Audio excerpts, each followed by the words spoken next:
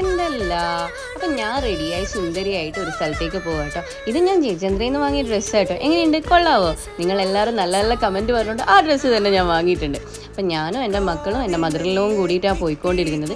പോകുന്നത് എവിടെയാണെന്നറിയോ? എൻ്റെ ഹസ്ബൻഡിൻ്റെ കസിൻ്റെ വെഡ്ഡിങ് ഫിക്സായി.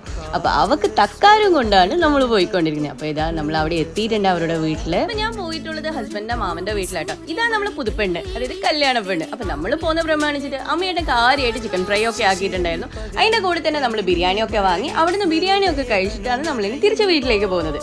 അപ്പോൾ അതിനുശേഷം നമുക്കൊരു സെൽഫി എടുക്കാമെന്ന് പറഞ്ഞപ്പോൾ തീർച്ചയായും വീഡിയോ കോളിൽ ചെയ്തിട്ട് നമ്മൾ സെൽഫി എടുക്കാൻ നിന്നു. അങ്ങനെ അവിടെ എല്ലാവരോടും ടാറ്റ ബൈ ബൈ പറഞ്ഞിട്ട് ഇനി നേരെ വീട്ടിലേക്ക് ഒരു ക്യാബും പിടിച്ചിട്ട്.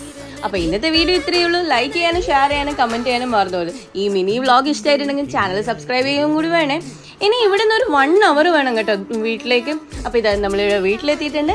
ഇനി അടുത്ത വീഡിയോ ആയിട്ട് കാണുന്നവരെ ടാറ്റ ബൈ.